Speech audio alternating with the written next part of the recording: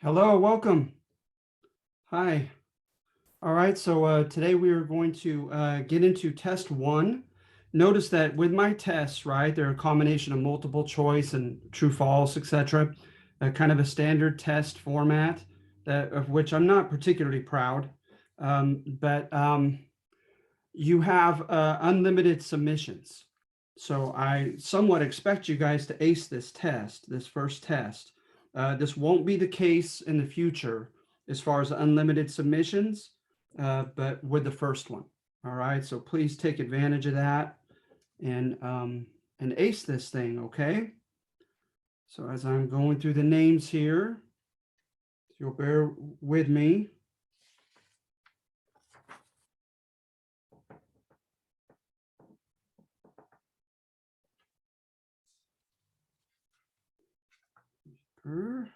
Are there any questions? Anything that I need to be aware of? Also, I will be better at putting up the videos on time. All right, that's something that I'm intent on improving. So I apologize for those of you who are waiting to have that as a a source of help, a supplementary source of help. And so I'm going to try to get them up by Wednesday evening. Oh, okay. All right, Ashley. Well, I'll tell you what, just send me a Canvas message, okay, to remind me of that. And I will give you the benefit of the doubt and I won't mark it wrong. All right. Same thing with Kennedy. Okay. Yeah. Please send me a message in Canvas and I will take a note not to mark yours wrong. All right. I understand that happens and I'm okay with giving the benefit of the doubt. Oh, no, no, no. The Zoom, it's okay. It's okay. I understand. Some people have a work schedule, family obligations. And so especially if it's a few minutes late, I don't sweat that at all. But thank you for asking. Just want to make sure that, oh, okay, Ashley. All right. But yeah, if that's ever a case with an assignment, let me know. All right. Sorry, I'm so slow at this. Okay, I think I finally have everyone. So I'm going to go ahead and share the screen. All right. So let's see here. Go back up to the top. All right, so remember, court and revisionist history are covered on numbers 1 and 2 of the very first assignment. They're not meant to have been evaluated and analyzed. They were just for context on the Civil War of what people have, how people have narrated the Civil War in the past. And so I put it into two broad fields of court history and revisionist history. All right. So court history, remember, is like when an emperor tells his or her scribe, I want you to write a history of my kingdom. That person is going to select facts. That person is going to organize or interpret those facts and present those facts in such a way that make that justify everything that the emperor does, right? And so hence court history, it praises the winners, the political, economic, and social winners in US history. So at any rate, it tries to contend, right, that it was a moral crusade begun by a brave, idealistic, numerical minority of abolitionists and reformers, and how they wanted to improve the world, they wanted to improve man, and they rocked the boat sufficiently.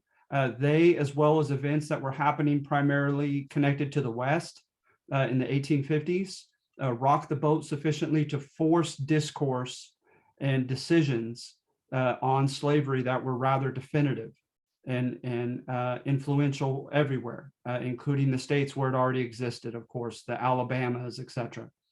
So at any rate, let's see here. So you have that. Revisionist history contends no, it was a factional dispute.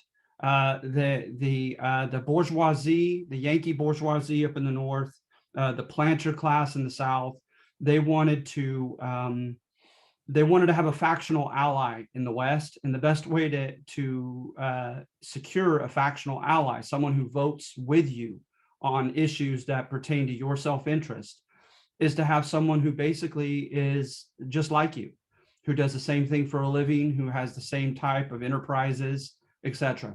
So hence the South wanted planters, slave-owning planters, to be voters in these new Western states. And then the Republicans, primarily up in the North with the new party of the 1850s, were advocating free labor, and they were trying to curry favor for the white common voter, and contending that we don't want slaves to get your jobs. We want you, white men, poor, ambitious white men, to be able to have the jobs instead. So hence that slavery, that it wasn't necessarily, according to revisionist historians, a crusade, right? You see plenty of discrimination in the North as you do in the South. Remember, Howard Zinn contends that in the 19 states in the North, only 5 allowed some citizenship rights for some, quote, Negro men. And so that's pretty pathetic. And so, so they contend that it was a factional dispute for hegemony, for domination of government and winning the West. They'll contend also that it was a state versus national issue, that it happened to be about slavery, but that was just it, that it was kind of incidental, that it was fought over sovereignty. Who gets to make definitive decisions like that over the nation? Should it be reserved to the states? Because we have a federal republic, right? A balance of a unitary government, of a central government in charge, and of states' rights. And so at any rate, some people contend that those were more pivotal to the Civil War than was any type of moral crusade against the treatment of Black men and women in this country. So at any rate, then you have radical Republicans, and you could have guessed this one. I kind of take the middle of the road. I go both sides. And so I give the court history of them and show a crusading zeal that some of them had and conveyed. But I also show a more vindictive, more sectional, just tied to self-interest side to them, right? So as you see on option C, is a mixed bag of bold and altruistic idealism, vindictiveness, and limited zeal. All right, and they certainly were not libertarians. They were for libertarian right is that you're fearful of big government and you want it to be as small and unobtrusive and localized as possible. So the radical Republicans were certainly not that. William Dunning was a Southerner himself, and his contention was just that they were led more by power politics, wanting to weaken the white South by empowering the Black demographic, and that their motives were not true, were not genuine, were not altruistic or humanitarian. And so that's Dunning's famous thesis. And then African-American agency, everything is true on there except for the fact that ex-slaves had no chance. By 1868, that was quite a year, many ex-slaves from the plantations, illiterate, of course not their own fault for such, were enfranchised and were even elected into office, like the Black Belt of Mississippi, et cetera, South Carolina. And so that one is the one that is false at the end of option D. Contributions of Reconstruction, all those are mentioned. Notice almost every answer, you guys, is discerned from the argumentative assignments. And I'm not sure that's a great thing, but it is what it is at this point. So please keep that in mind. Look over your argumentative assignments for the answers to these, okay? Virtual end to the antebellum planter classes hegemony or domination, yes, according to Eric Foner, who I highly cited, that supposedly was true. Improvement of infrastructure, diversification, and access to credit improved in the South, yes. The establishment of safety net institutions in the new triumvirate states of the South, led in 1868 primarily by freedmen, by Southern Republicans, and by Northern immigrants, carpetbaggers and scalawags, as they were called. So let's see here. Reasons for the failure of Reconstruction, those are mentioned on here as well. Everything but the presidential election of a white Southern Democrat. You would think such, but that was ironic. That's one of the many ironies of history.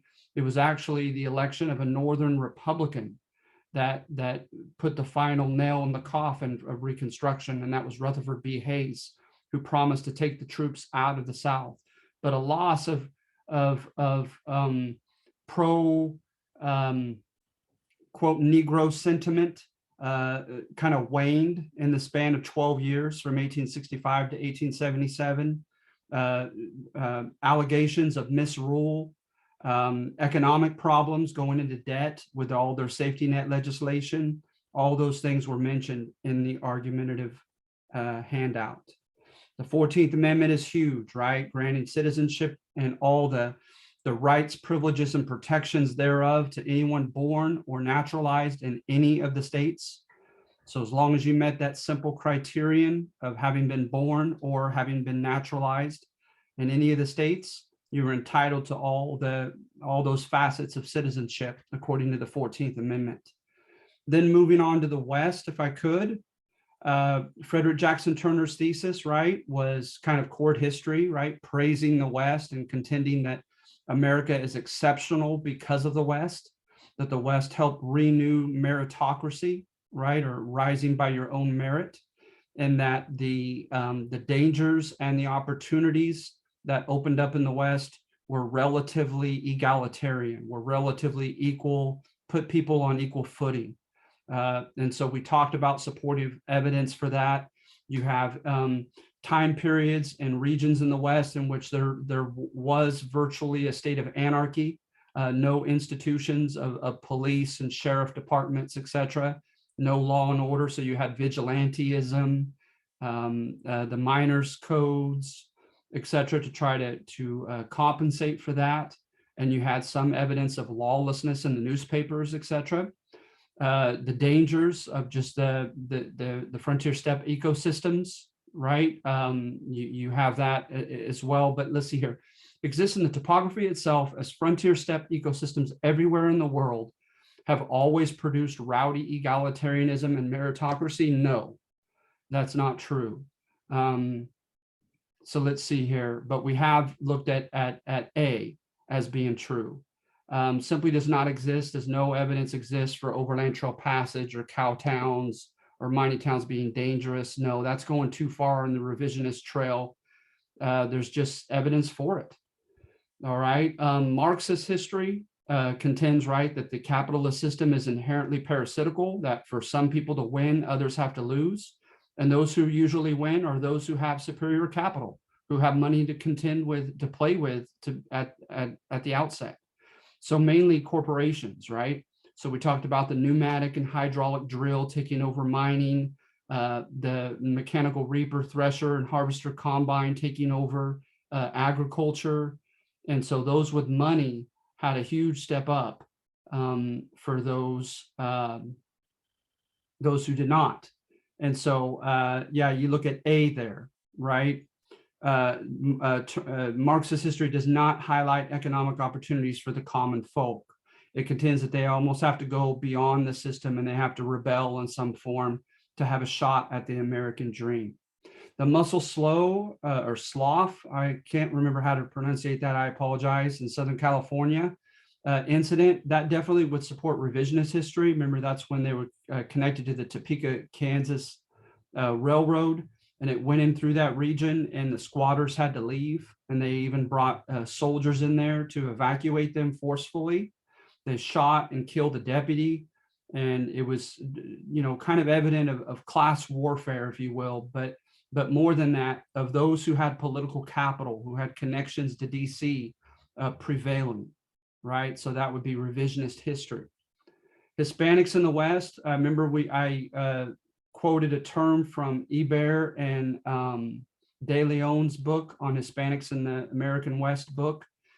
They contended, they used a term called proletarianization, and they contended that Hispanics were kind of pigeonholed into the proletariat, and that's Marx's industrial and agricultural blue collar segment of the socioeconomic pyramid. And they were kind of stuck there working with their hands with not many opportunities for advancement, either through salary or through station. And so you see that in option C. What do the historical sources bring to light concerning typical Hispanic responses? We talked about that they fought within the system, they fought beyond the system, and that they maintained their culture very effectively. All right, all that again can be found from the handout. Two typical stereotypical labels placed upon Chinese immigrants and Chinese Americans during the 1800s that allegedly contributed to discriminatory actions and legislation against them were as ideal workers and as unassimilable. That is absolutely true. And you see that in the 1882 Chinese Exclusion Act. All right. Anti-Asian sentiment in the mid to late 1800s was mitigated, was made less severe by stories of their success in humanitarian treatment working for the Central Pacific. I wish that were true, but that is not true. According to the sources that I cited, namely Strangers from a Distant Shore by Ronald Takaki, a really good book on Asian Americans. Railroads in the West could arguably support Marxist history's common complaint that large corporations possessed and abused economic and political capital at the expense of businesses and land seekers less financially equipped. Absolutely. That's what Marxist history does, right? Sources of conflict between Western Native American tribes and the federal government included factional politics, as the two parties often sought to win votes in securing protection for those who were abiding by and not abiding by federal treaties with the tribes and traveling through their territory and making even some dubious treaties where only treaty chiefs, only those who were willing to show up and sign and touch the white man's pen gave their approval for such, and not the legitimate leaders of the tribes. You see evidence of a bifurcation in the tribes between the old and the young very often at this time period, where a lot of the young warriors said heck no to some of these treaties, allowing the white folk, the pioneers, to come through their territory. And sometimes remember that the federal government would force a sudden change. You know, the Lakota, the Sioux, they were granted the Black Hills in perpetuity, according to one treaty, right? And then forever. And then forever did not last because they found gold in the Black Hills. And the government began forcing changes to that treaty shortly thereafter. Similarly, in Kansas with the Transcontinental Railroad, with the Kiowa and I think the Pawnee and other tribes. So states, governments, and federal army leaders' defiance or manipulation of federal laws, treaties, and policies, seemingly with little accountability to the White House, absolutely. A lot of, from one president after another, Rutherford B. Hayes, Ulysses Grant, a lot of latitude was given to their generals. And of course, the most infamous general, right, was William Sheridan, who contended that the only good Indian he ever met was a dead Indian. And so he gave a very strict ultimatum that whether they had approved of the treaties or not, the Native American tribes that had been connected to these so-called treaties, these somewhat illegitimate treaties, had to abide by them, or else they would be considered hostiles and shot on sight. And so obviously that aggravated tension greatly.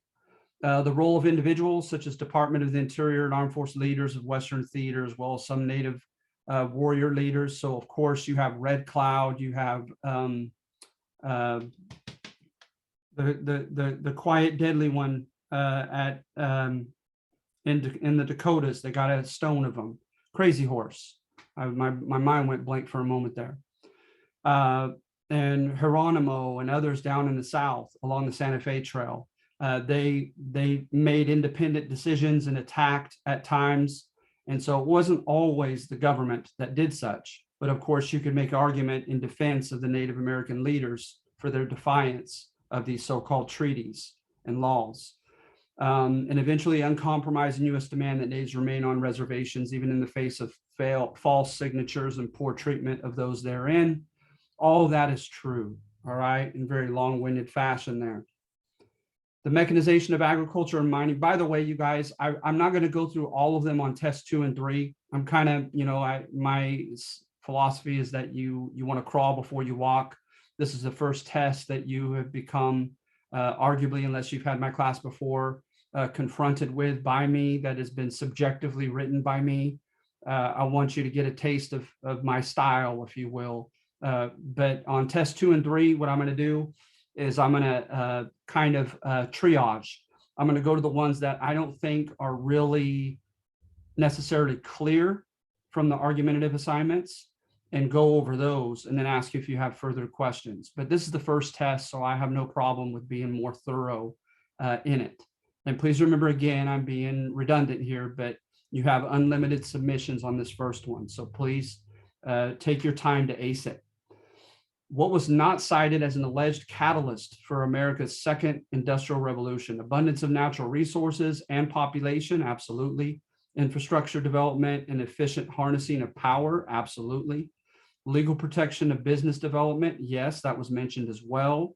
Remember, this is the fertile thesis, the fertile soil thesis. The marriage of academia with big business, yes.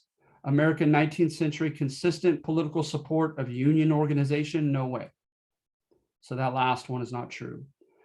Conflict history can and sometimes does identify demographics like artisans, small-scale entrepreneurs, and unskilled industrial laborers as casualties of progress, absolutely. All right. The Gilded Age supposedly entailed an increase in per capita income and consumption, ironically alongside a broadening gulf between the wealthy and poverty-stricken. That is true. Okay. The Gilded Age rendered court history of Rockefeller and Carnegie. What is its message? Look at the very top one. That Rockefeller's rise apparently did not emanate solely from his ruthlessness, privileges, or deals with other big corporations, but that there may have been some semblance of meritocracy, of merit to his success story. Thank you, Professor. That he somewhat earned it. And that is the conservative argument that was put forth in the argumentative handout.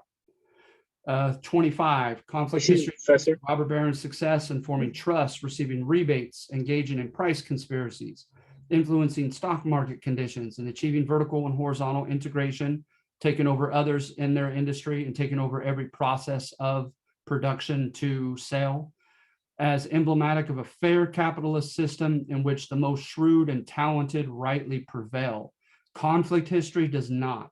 Conflict history contends that they acted in a very unethical Darwinian manner. They had unfair advantages that they benefited from, et cetera, et cetera. Court history would do such, but not conflict history. All right.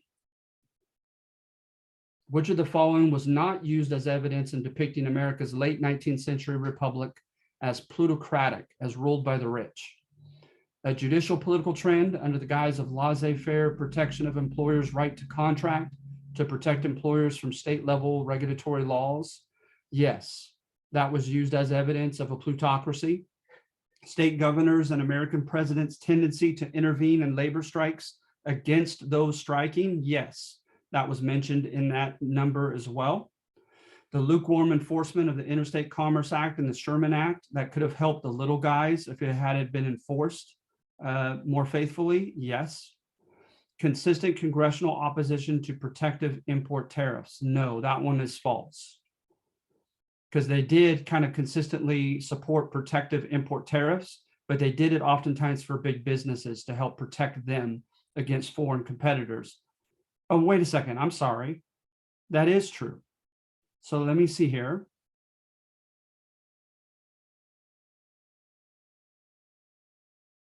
And so striking the lukewarm enforcement, consistent congressional, oh, it's opposition to protective import tariffs. I'm sorry, I flew right by that word. I was thinking support for protective import tariffs. In that case, all of them would have been correct. The opposition makes the last one wrong, right? They did support protective import tariffs. Sorry about that.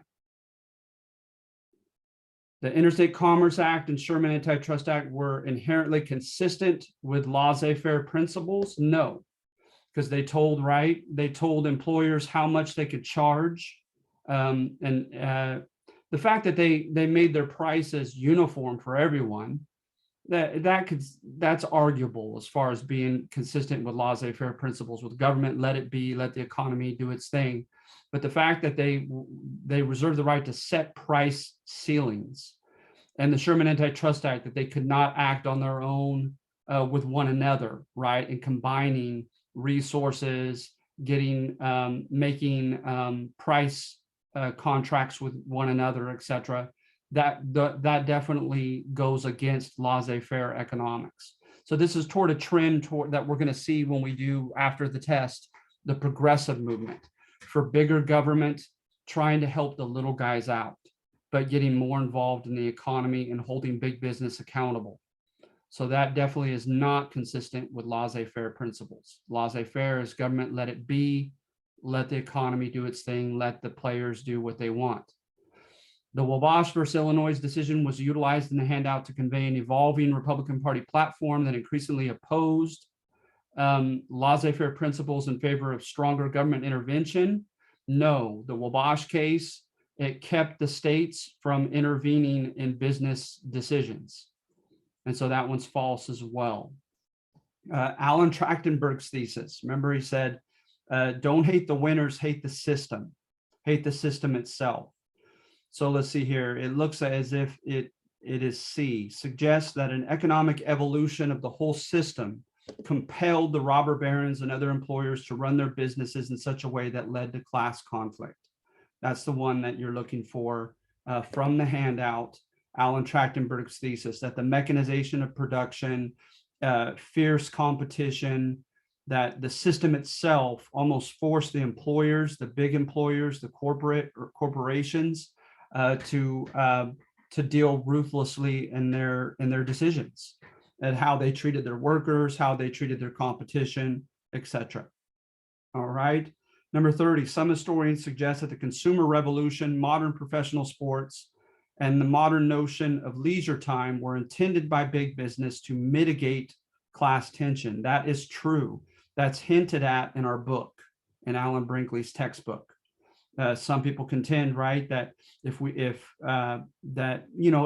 borders, I don't know if it borders on conspiracy theory, but it's something to think about, to chew on, is that some of the leading governmental positions, and of course the leading corporations, the giants, the robber barons, thought, you know what, if we could just provide enough cheap, affordable goods to make Americans happy, give them a weekend, let them enjoy, modern sports and their amusement parks, etc., that they'll be more inclined to kind of vent off their frustration. It'll have kind of a cathartic effect of blowing off steam on the weekend.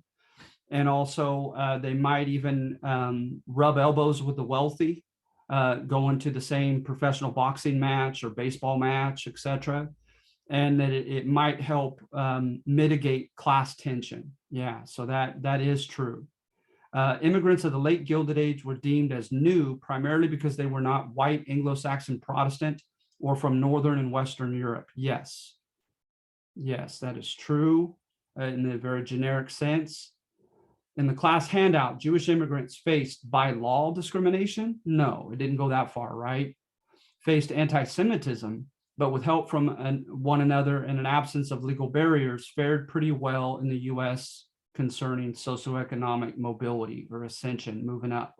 And that was the case, right? Remember, the argument was America was relatively a lesser evil for them than was the Pale, for instance, back in Poland and the Ukraine, in the Russian Empire, that they had it worse back there. All right.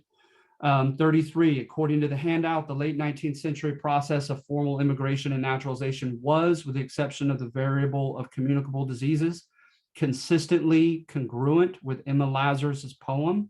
No, you can see it in the title of that section.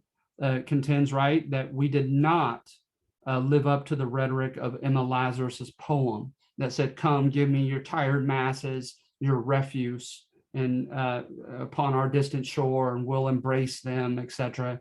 That the argument in the handout, at least, right, was that it was quite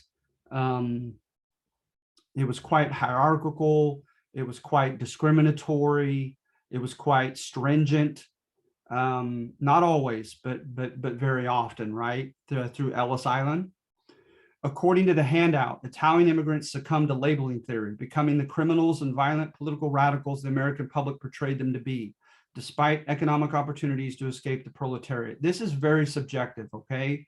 But because that argument was made in the handout, this 134 would be true.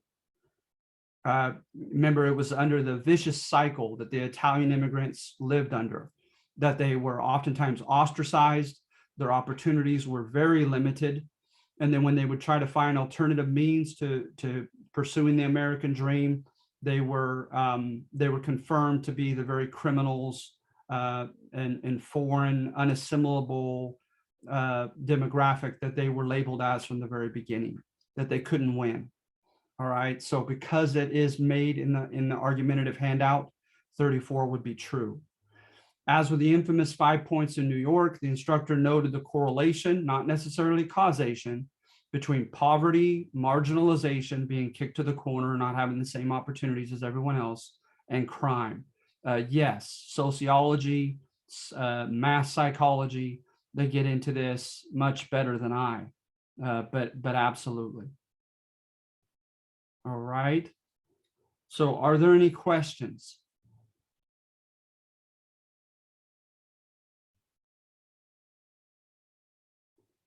I know I spoke rather quickly and I apologize. I just get excited and yes, Cody. Can you hear me, Professor? Can you hear me? Feel free, Cody, to unmute yourself if you have any questions. Amber, same thing.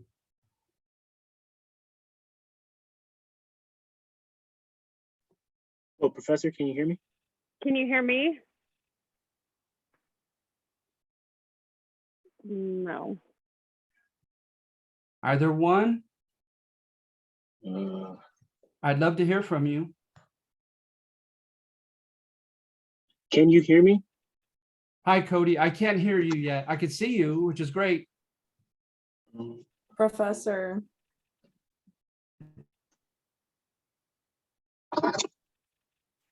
Yeah, keep trying if you would. Because we can now see you, but can't quite hear you yet. Shoot.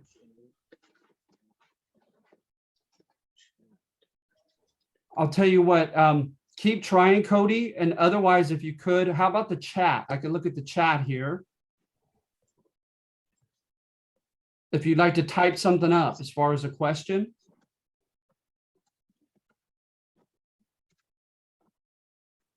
Okay, perfect. So we'll wait a moment for him to type that up if he has any questions. And anybody else in the meantime, while we're waiting for anything typed out? Yes, I can. Can I go over 19 and 20? All right.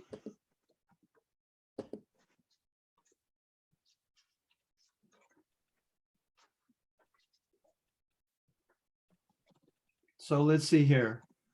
The mechanization of agriculture and mining was used in class to defend Turner's thesis of equality of economic opportunity in the West.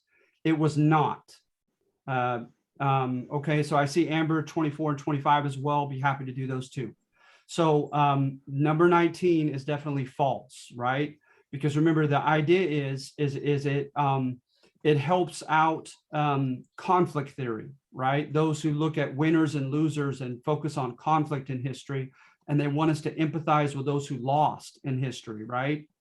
And gain our empathy for them.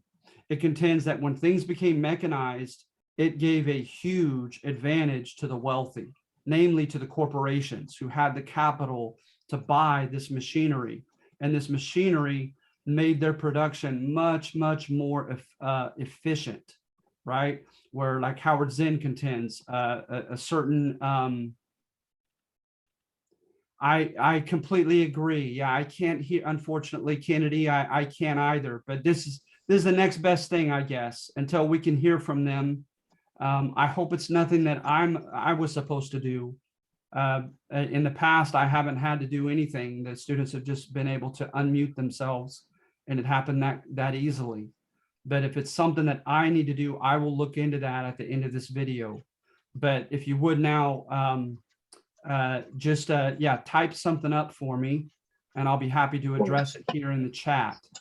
Yeah, because right now at this moment, it's a loss to me. I have no idea why we can't hear anyone besides myself. So let's see here. So again, right, 19 would be false. Number 20, old Midwestern cities like Cincinnati and Chicago. Did I somehow skip over these? I don't remember these two. Old Midwestern cities like Cincinnati and Chicago developed railroad and commercial ties with the far west, particularly on account of the slaughter and meatpacking industries. There's nothing really intellectually deep about that. That's just a factual based question. I guess I just kind of wanted you to know that. That is true. That is true with both these cities. All right, especially in the 1870s. So then 21, remember we talked about this, alleged catalyst for the second industrial revolution. So we talked about natural resources and population. We talked about infrastructure development and harnessing of power, legal protection of business development, the marriage of academia and big business, all of those, except for E, American 19th century consistent political support of union organization. So 24 and 25, okay? Can we go back to number 1? We can. Let's go though, if you don't mind, now that we're here at 24 and 25, let's take a look here. So court history is with 24, is that there's a degree to which people like Carnegie and Rockefeller earned their success. They merited their success, right? Remember the kind of arrogant contention by the rich that I mentioned, contending that if you were to equally allocate all the nation's assets and wealth to amongst all Americans, that within 10 years, everybody would be where they are presently now.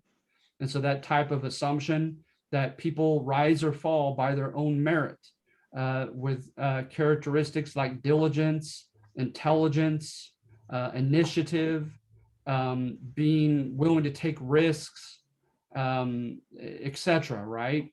And so yes, so 24 is A. Let's see here, 25.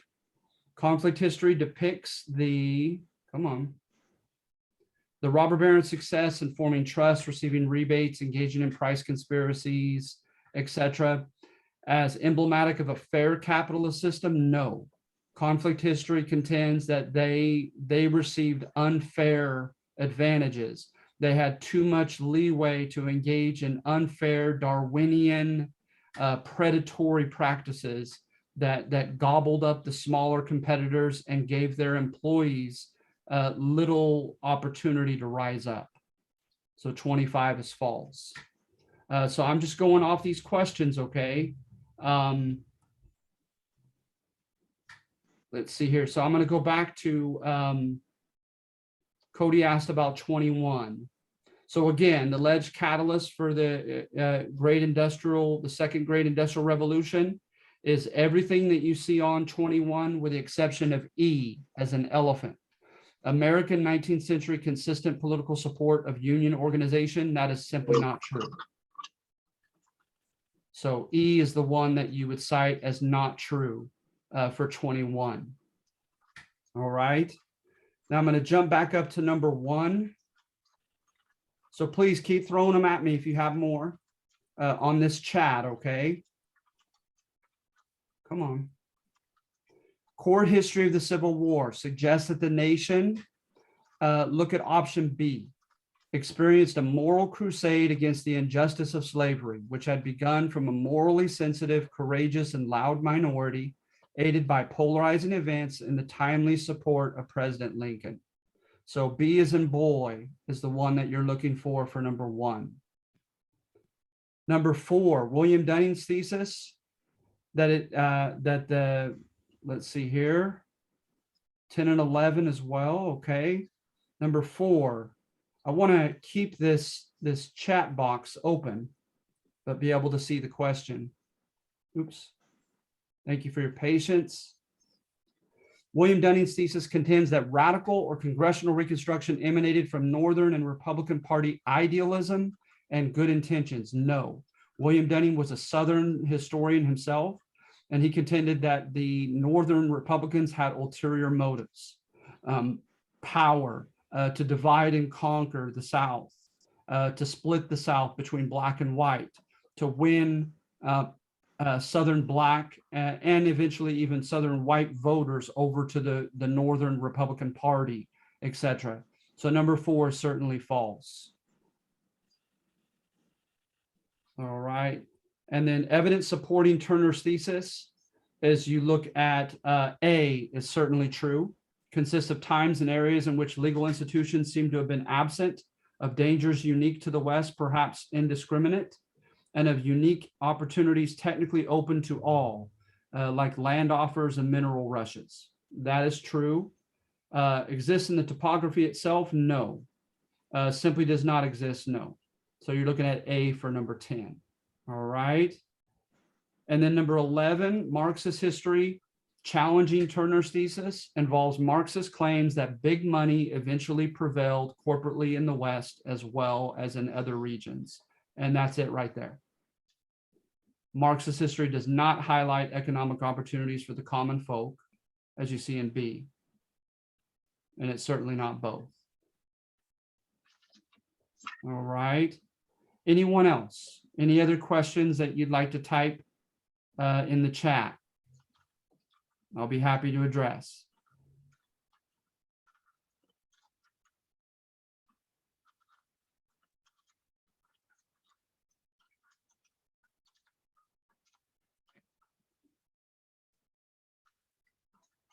You're very welcome. All right, so just please remember that you have, as far as I'm concerned on my end, I never put a time limit.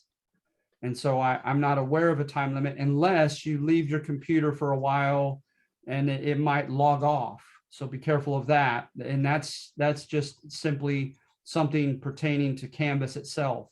But for myself, I don't put any type of time limit on the test. And again, for test 1, you have unlimited submissions.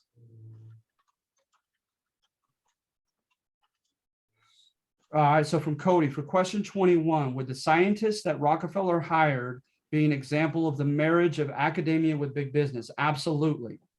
Absolutely it would. And remember, though, that was an opportunity, not a right, to hire people from academia for your business. That was one more advantage that the wealthy corporations had.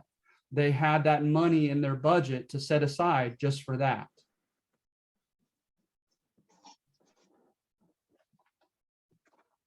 So absolutely. And so remember again, just with getting the right answer on 21, E as an elephant is the one that does not fit. Everything else has been ascribed as a catalyst for the Industrial Revolution. You're very welcome. And thank you, Kennedy. All right. So can I get a thumbs up? Can I get any kind of affirmation that you guys feel relatively good about? Thank you. Relatively prepared for this test. Thank you, Cody. All right, you're very welcome, Rudeep. Glad to have you. Good, good, good. All right, you guys. So if there aren't any other questions, I'll probably call it a day in a week's meeting. I appreciate you guys being here.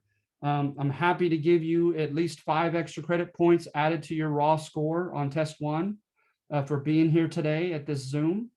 And I will seek help and look into see if there's anything on my side that needs to be done to ensure that we could hear you guys. Because it should be, as it's been in the past for me in previous semesters, just a matter of you hitting that bottom left corner of your screen and unmuting yourself and being able to speak for all the class to hear. All right. And thank you, Belle, for letting me know the initial of your last name, where I could find you on my list here on my roster. All right, you guys. So that's it for me. If that's okay with you, I wish you well. I wish you luck. You guys hang in there. We're a third of the way done. And I appreciate you more than you know, coming regularly to my Zooms. I cannot wait to get back in class. I really cannot. Okay? Thank you. Thank you, all of you, okay? So you guys take care, okay?